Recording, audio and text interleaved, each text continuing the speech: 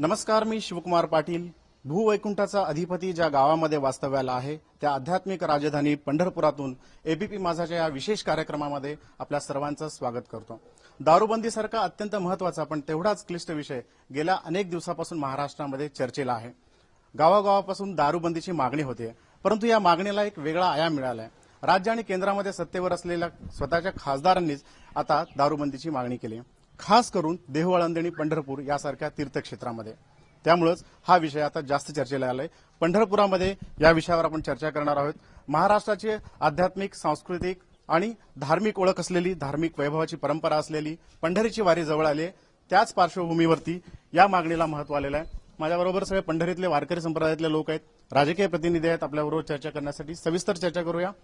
चर्चेमध्ये सहभागी होत आहेत भाजपचे खासदार अमर साबळे, महिला प्रतिनिधी आहेत निकिता पवार, पंढरपूरचं प्रतिनिधित्व करणारे शिक्षक आमदार दत्तात्रय सावंत आणि मद्य विक्रीच्या संदर्भात जो आजचा विषय आहे ते उद्योजक आहेत विनोद व्होरा, आणि आपल्याबरोबर आहेत हरिभक्तीपरायण ज्ञानेश्वर महाराज जळगावकर. अर्थातच सुरुवात करूया ज्यांनी ही मागणी लावून धरलेली आहे देहू, आळंदी आणि पंढरपुरात दारूबंदीची. खासदार अमर साबळे आहेत. काय या नेमकं आपण आता वारी येते आणि त्या पार्श्वभूमीवरती आपण ही मागणी केलेली आहे, काय नेमकं आपल्या मनातली? या संदर्भात पालखी सोहळ्याच्या निमित्ताने सोलापूरचे पालकमंत्री, पुण्याचे पालकमंत्री आणि सर्व वारकरी संप्रदायाचे प्रतिनिधी, सर्व तिन्ही जिल्ह्याचे सर्व अधिकारी यांची एकत्रित बैठक पुणे येथे कमिशनर ऑफिसला झाली. त्या ठिकाणी मी मागणी केलेली आहे की वैष्णवांचा देव आणि वैष्णव भक्तांचा मांदियाळी ज्या गावामध्ये होते ते पंढरपूर, पांडुरंगाच्या पदस्पर्शाने पुनीत झालेलं पंढरपूर, संतश्रेष्ठ ज्ञानेश्वर माऊली यांच्या पदस्पर्शाने पुनीत झालेलं आळंदी आणि जगद्गुरू संत तुकाराम महाराजांच्या पदस्पर्शाने पुनीत झालेलं देहू, या तिन्ही तीर्थस्थळी दारूबंदी कायमस्वरूपीची झाली पाहिजे अशी माझी मागणी आहे.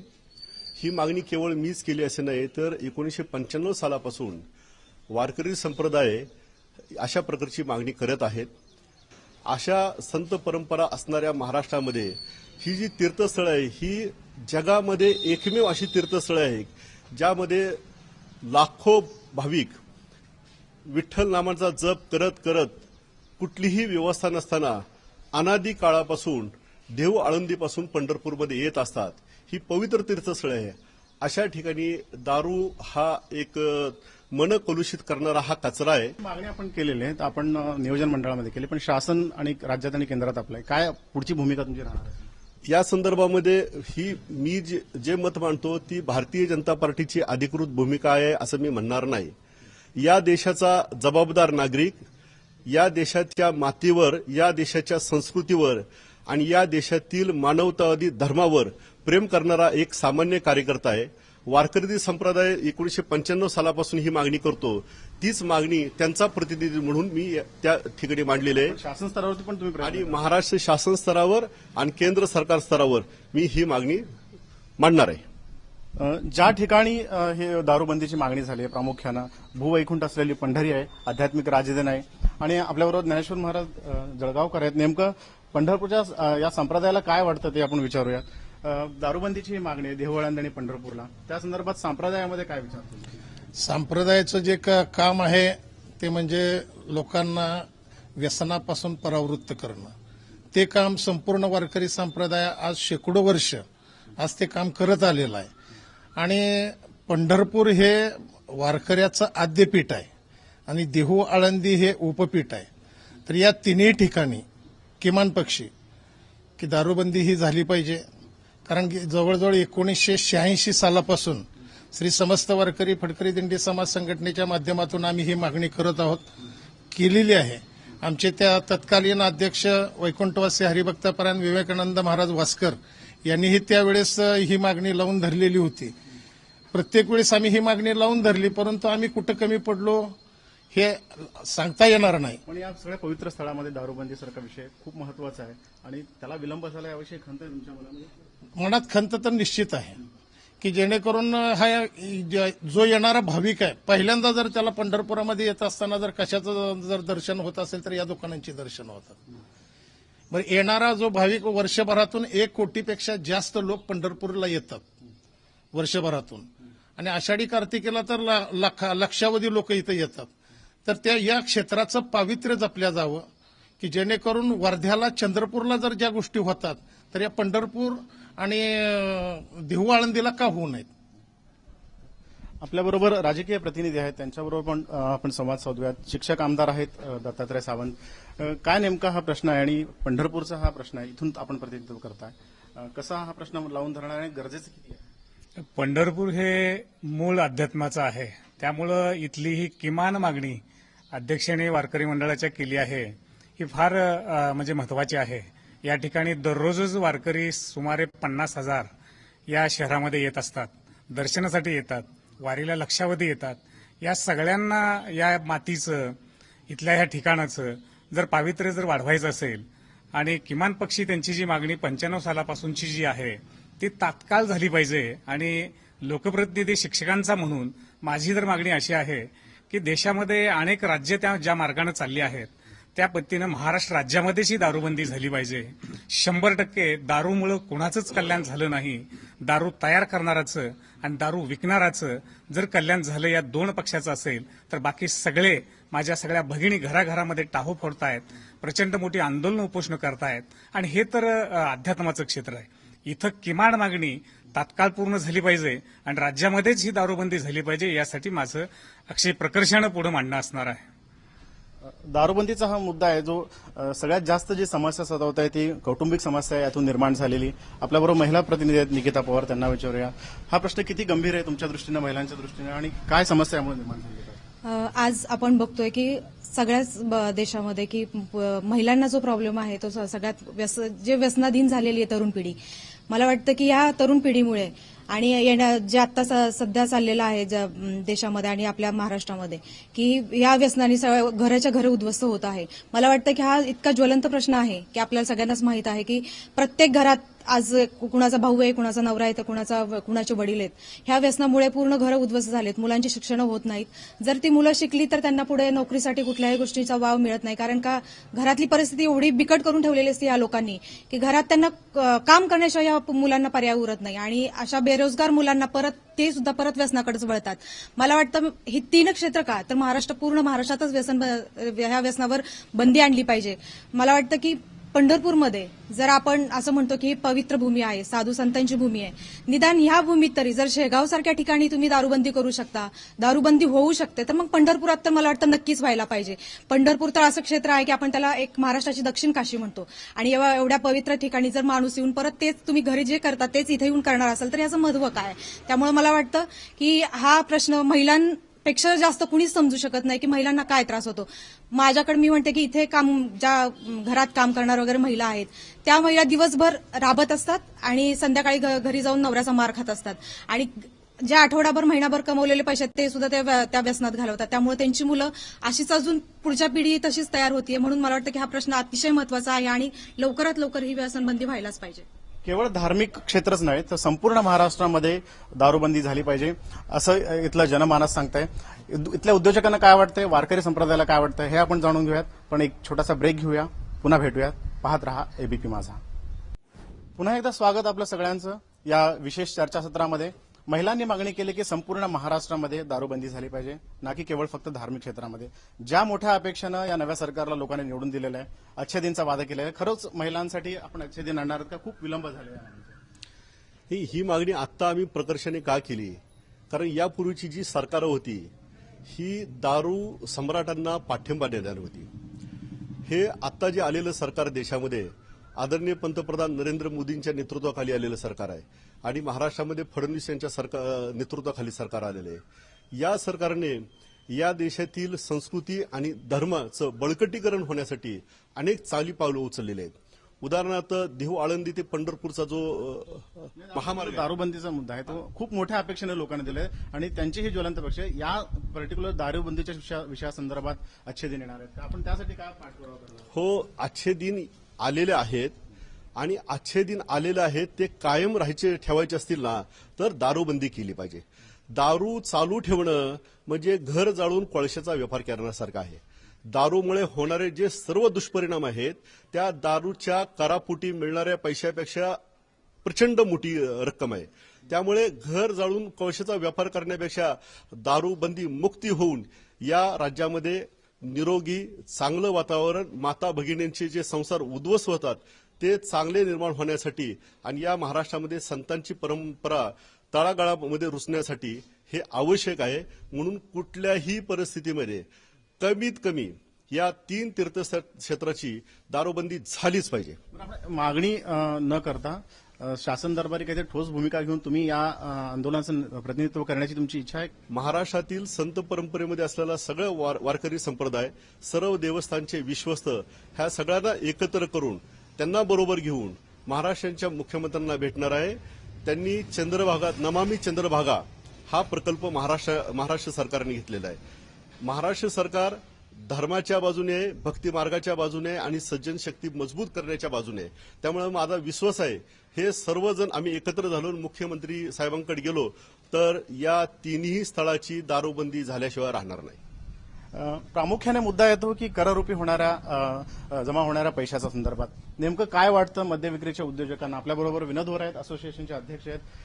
खूप जोरात मागणी होते दारूबंदीची. नेमकी तुमच्या अडचणीचा हा सगळा विषय, काय भूमिका तुमची नेमकी? तसं बघायला गेलं तर आता आपण माननीय खासदार साहेबांनी, माननीय आमदार साहेबांनी आणि संत संप्रदाय, वारकरी संप्रदायाच्या मान्यवरांनी जे मत मांडलेलं आहे त्या सगळ्याचा विचार करता एक गोष्ट मी आपल्याला प्रकर्षाने सांगू इच्छितो की साधारण 1980च्या दरम्यान पंढरपुरात आल्यानंतर ज्या प्रशांत रस्त्यावरती प्रशांत केल्याशिवाय भाविकांचं पंढरपूर वारी पूर्ण होत नाही त्या रस्त्यावर असणारी 2 दुकाने मध्यालय, 2 मद्याची दुकाने शासनाने अध्यादेश काढून पूर्वीच हटवलेली आहेत.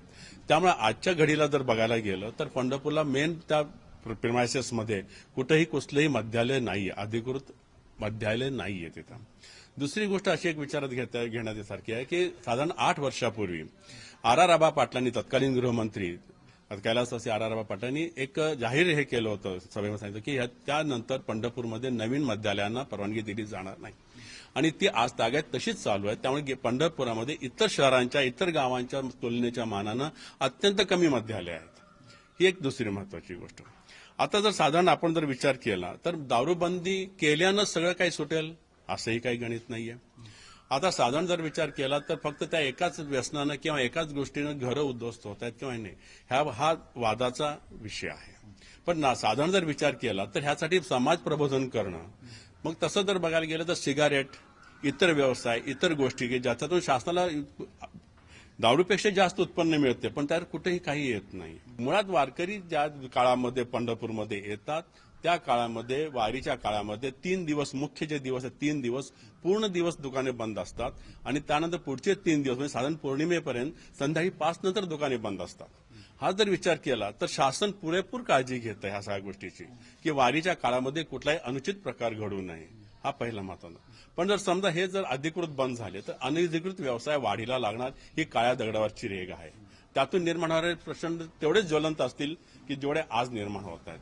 त्यातनं काय प्रश्न, त्यातनं अवैध धंदे, त्यातनं निर्माण होणारी गुंडगिरी, हा सगळ्याचा विचार करणं, साकल्यानं विचार करणं गरजेचं आहे. असंही आता गावात काही वेळा असं होईल की गावात दुकानाबाहेर नेली जातील पण त्या अनुषंगानं रात्रीतनं येणारे जे वाहनं आहेत त्यातनं अपघाताचे प्रमाण वाढतील, त्याचे परिणाम दूरगामी असतील, त्यातनंही कुटुंब उद्ध्वस्ताचे प्रकार आहेतच. तर ह्या सगळ्या गोष्टीचा विचार होणं, हा जो विषय पंढरपूर आणि देहूआळंदी हेच टार्गेट न करता मूळ जो मुद्दा आहे तो प्रयत्न करावा साहेब. बरं, बरेच वारकरी मंडळी आहेत त्यांच्याकडे, पण ज्या लोकांनी व्यसनमुक्तीसाठी म्हणून काम केलेलं आहे, दारूबंदी व्हावी म्हणून आंदोलनं केली आहेत, त्यांच्यापर्यंत आपण जाणार आहोत. नेमकी तुमची भूमिका काय? तुम्हाला वाटतं दारूबंदी व्हायला पाहिजे आणि तुम्ही सातत्यानं आंदोलनं करताय? दारूबंदी होणं ही काळाची गरज आहे. कारण या संदर्भात व्यसनमुक्त युवक संघ महाराष्ट्र म्हणून बंडातात्या कराडकर महाराजांच्या संघाच्या माध्यमातून संपूर्ण महाराष्ट्रामध्ये आज दारूबंदीची मागणी आम्ही करत असताना गेल्या 15 ते 20 वर्षापासून कंटिन्यू आंदोलनं करतोय. आज वैयक्तिक माझं बोलायचं झालं तर दारूबंदीसाठी दंडोका दंडवत आंदोलन केलेलं आहे, लोटांगण आंदोलन केलेलं आहे. आज तळपत्या उन्हामध्ये आज अनवाणी पायाने आम्ही फिरलेलो आहे आणि कंटिन्यू आज समाजामध्ये प्रबोधन करताना जनतेला आम्ही जागृत करतोय की ही जी अवदसा, मग ती दारू असेल किंवा अवैध धंदे सगळेच असतील, व्यसनमुक्ती राबवणं ही काळाची गरज आहे आणि आजच्या दिनची सुरुवात आज खऱ्या अर्थानं झाली असं आम्हाला वाटतंय. दारूबंदी बद्दल जे या ठिकाणी खासदार साहेबांनी या ठिकाणी जे मुद्दा उचलून धरलेला आहे याचं मी प्रथमतः स्वागत करतो. पण देहू, आळंदी, पंढरपूर एवढं नसून जी आषाढी वारी येते त्या सर्व रोडवरील सर्वच गावांचं ठराव ग्रामपंचायतचं असेल नगरपालिकेचं असेल ते ठराव घेऊन या ठिकाणी वारीच्या सोहळ्याच्या पूर्ण गावांची त्या ठिकाणी दारूबंदी झाली पाहिजे. सोलापूर जिल्ह्यातल्या अनेक महिलांनी याविषयी आंदोलनं केली, गावोगावी दारूच्या विरोधात आंदोलनं झाली. नेमकी त्यावेळी तुमची भूमिका काय होती? पूर्ण महाराष्ट्रातूनच महिला दारूबंदीसाठी मला वाटतं मोर्चा करतायत, पण मला वाटतं की ही वेळ महिलांवर यावीच का? जर कळतंय केंद्र सरकार जे नरेंद्र मोदीचं स्वतःचं राज्य आहे गुजरातमध्ये, त्यांच्या पूर्ण राज्यामध्ये जर दारूबंदी झाल्यानंतर त्यांचं राज्य किती पुढे गेलं आणि आपण का मागं राहतोय? मग मला वाटतं आपलं केंद्रात आणि राज्यात तेच सरकार आहे, तर सरकारने आमच्याकडे पण दारूबंदी करायलाच हवी. खासदार साहेबांनी हा जो मुद्दा लावून धरला त्याबद्दल मी पहिल्यांदा त्यांचं धन्यवाद मानते. आणि असंही सांगते की एकीकडे तुम्ही दारूबंदी करा म्हणून सांगता आणि दुसरीकडे डान्स बारला जर तुम्ही परवानगी देत असाल तर हे कसं शक्य आहे? दोन्हीकडून तुम्ही हे करताय. तुम्ही इकडे दारूबंदी म्हणताय आणि तिकडे तुम्ही डान्स बारला तुम्ही परवानग्या द्यायची सुरुवात करताय. जे मागच्या सरकारने बंद केलं त्याला तुम्ही अजून दुजोरा देऊन चांगल्या प्रकारे अजून काय करता येईल हे करायला पाहिजे होतं. तर मला वाटतं हे सगळं जरा उलटं होतंय. केंद्र सरकारने विसंगती दूर केली पाहिजे आणि सरसकट महाराष्ट्रामध्ये दारूबंदी व्हायला पाहिजे असं इथलं जनमानस सांगतंय. नेमकं इथल्या वारकरी संप्रदायाला काय वाटतंय हे आपण जाणून घेणार आहोत, परंतु तुर्तास एक घेतोय छोटासा ब्रेक. पाहत रहा एबीपी माझा. समाजाला जागृत करण्याचं जे निरंतर काम वारकरी संप्रदायाच्या माध्यमातून होतंय आणि गावोगावी कीर्तनाच्या माध्यमातून व्यसनमुक्त समाज निर्माण करण्याचं एक मोठं काम केलं जातंय. प्रत्यक्ष दारूबंदीच्या विषयात वारकरी संप्रदायाला काय वाटतं हे आपण जाणून घेऊयात. किती महत्वाचा मुद्दा आहे तुमच्या दृष्टीने? काय नेमकी भूमिका आहे? अत्यंत महत्वाचाच मुद्दा आहे. आणि दुसरी गोष्ट, वारकरी संप्रदाय प्रचार प्रसाराचं काम करतो, व्यसनमुक्तीचं काम करतो. हे आमच्या संतांनी सांगितलेलं आहे. ज्ञानोबाराय, तुकोबाराय असतील, नाथराय असतील, नामदेवराय असतील आदी संतांनी याची भूमिका ग्रंथाच्या द्वारे मांडलेली आहे. दारू पिणं हे महापाप आहे असं सकल संतांनी वर्णन केलेलं आहे. शास्त्रामध्ये वर्णन आलेलं आहे, गाथ्यामध्ये वर्णन आलेलं आहे, ज्ञानेश्वरीमध्ये वर्णन आलेलं आहे. त्यामुळं महापाप सर्वसामान्यांकडून घडू नये याकरता महाराष्ट्राची दारूबंदी व्हावी याच मताचा मी आहे. आणि वारकरी संप्रदायाचा प्रचार प्रसार कीर्तनाच्या माध्यमातून आम्ही गावोगाव व्यसन मुक्तीवरती 10 मिनिटं आम्ही त्यावरती बोलतो की जेणेकरून व्यसनमुक्ती व्हावी या पद्धतीची. समाजामध्ये फिरत असताना आम्ही जे कीर्तनाच्या माध्यमातून प्रवचनाच्या माध्यमातून जो आम्ही लोकांना उपदेश करतो की तुम्ही व्यसनमुक्त व्हा आणि व्यसनमुक्त जीवन हे खरं मानवी जीवन आहे. व्यसनाधीन होऊन जर तुम्ही संसार करत असाल तर ते संसार उद्ध्वस्त होतात.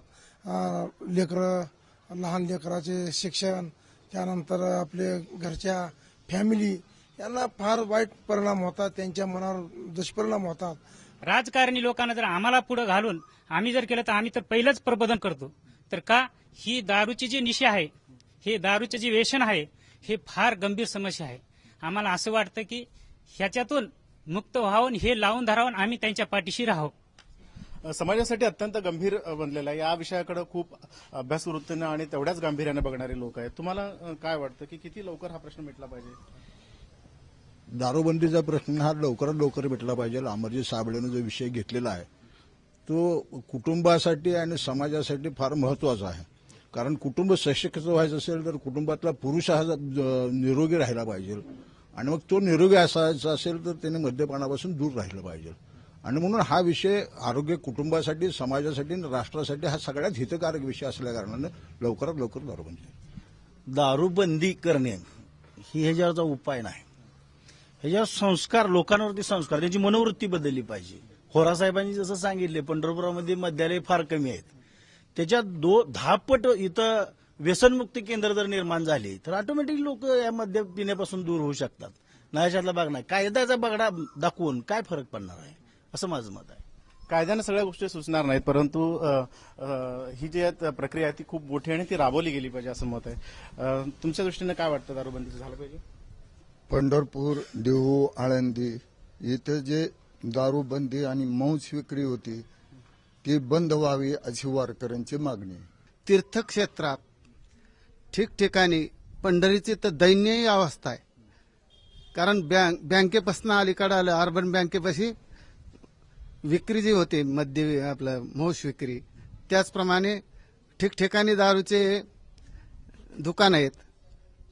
पुन्हा खाजगी दारू विक्री होते. सरकारी दारू बंद करताल, खाजगी पुन्हा सुरू होईल. कमीत कमी तीर्थक्षेत्रात तरी खासगी दारू विकली नाही पाहिजे, सरकारी नाही गेली पाहिजे. तीर्थक्षेत्रामध्ये 100% दारू विक्री झाली पाहिजे असं मत आहे, परंतु उद्योजक म्हणतायत ते करोडरुपी पैसा त्यांच्याकडनं भरतायत आणि त्यांना काय पर्याय सुचवा असं वाटतं? तुम्हाला दारूबंदीचा सरसकट विषय मान्य आहे का, किंवा तुम्हाला काय पर्यायाची एक एबीपी माझाने आज संधी दिली याबद्दल आपलं मत व्यक्त करण्याची, तर दोन गोष्टीबद्दल परत मी आपलं लक्ष वेधू इच्छितो की महाराष्ट्रामधल्या काही गावांमध्ये मध्यंतरी आपण पेपरमध्ये सगळ्यांनी वाचलं असेल की 2 ते 3 गावांमध्ये आडवी झालेली बाटली म्हणजे दारूबंदी केलेली परत ग्रामसभेनी सभा घेऊन महिलांनी पुढाकार घेऊन ती परत उभी केली का, तर दारू बंद केल्यानंतर त्या गावात आर्थिक गणित जे आहे, इकॉनॉमिकल जे त्याचं हे आहे ते सगळं गणितच बिघडायला लागलं त्या गावाचं. लोकांनी गावात यायचं बंद केलं. आज भाविक आणि वारकरी हे सन्माननीय आहेत, परंतु आज ते आमच्या गावात येताना एक दिवसासाठी येतात. ते त्यांच्या गावामध्ये 365 दिवस आहेत. त्या गावामध्ये दारूबंदी आहे का? त्या गावामध्ये दारूबंदी झालेली आहे का? तिथं दारू मिळत नाहीये का? हा एक प्रश्न महत्वाचा आहे, तोही विचार होणं गरजेचं आहे. आमच्या पवार मॅडमनी जसं आता सांगितलं की डान्स बारला परमिशन गव्हर्नमेंट देते, न्यायालय देते, मग आम्ही पण आमची दाद तिथंच मागायची का परत जाऊन? हा एक प्रश्न उभा राहणार आहे. त्याच्यामध्ये माझं स्पष्ट म्हणणं आहे की टार्गेट केलं जातं. शासकीय पातळीवरती कसा हा विषय गांभीर्याने घेतला पाहिजे तुमचं मत? शासकीय पातळीवरती घेतलाच पाहिजे हा गांभीर्यानं. इतका तो काळ म्हणजे पुढे आला आहे. याचा परिणाम जर म्हटलं तर शिक्षणावरती प्रचंड झालाय, आरोग्यावरती प्रचंड झालाय. शिक्षणाच्या क्षेत्रामध्ये ज्या घरामधील पालक दारू पितो त्या घरामधील विद्यार्थी अक्षरशः त्यांची ससे होलपट होते. गुणवत्तेच्या दिशेनं जाण्याऐवजी ती मुलं शिक्षणापासून सुद्धा वंचित राहत आहेत. त्यामुळं या शिक्षणाच्या प्रगल्भतेसाठी आणि आपण जे 2020 म्हणून सगळीकडे बोलतो आहे त्यासाठी खात्रीनं आपल्याला दारूबंदी आवश्यक आहे. तुमचा मुद्दा रास्त आहे, परंतु फक्त उद्योजकांचं आणि सगळ्यांचं म्हणणं आहे की प्रबोधन तर झालंच पाहिजे, परंतु तीर्थक्षेत्र का टार्गेट होतात? महाराष्ट्रात दारूबंदीचा विषय काय आपण घेणार आहोत? अन्न, वस्त्र, निवारा, आरोग्य आणि शिक्षण ही मानवाची मूलभूत गरज आहे. दारू ही मूलभूत गरज नाही. दुसऱ्याच्या घरचा देह पडावा आणि त्याचा धंदा मला मिळावा अशी ही दारू विक्रेत्याची भावना आहे.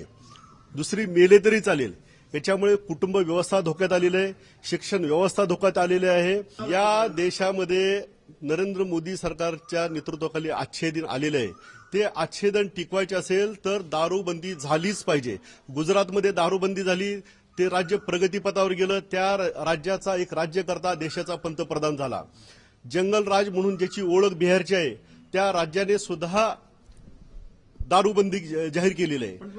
भूमिका घ्या की हो, या संदर्भामध्ये मी ठाम भूमिका घेणार आहे आणि या दारूबंदीसाठी लोक चळवळ उभी करणार आहे. केवळ दारूबंदी हा यावरचा उपाय होऊ शकत नाही असं उद्योजकांचं म्हणणं आहे. फक्त जर कर रुपये मिळणाऱ्या कोट्यवधी रुपयांवरती जर शासनाची ही भूमिका असेल तर दारूबंदी ज्या राज्यांमध्ये आहे ती राज्य विकासापासून वंचित झाली आहेत का, हा महत्वाचा प्रश्न आहे. त्यामुळे साकल्यानं या विषयावरती चर्चा होणं गरजेचं आहे. फक्त तीर्थक्षेत्र नाही तर संपूर्ण महाराष्ट्रामध्ये दारूबंदी व्हावी ही महाराष्ट्राची भूमिका आहे. पाहत रहा एबीपी माझा.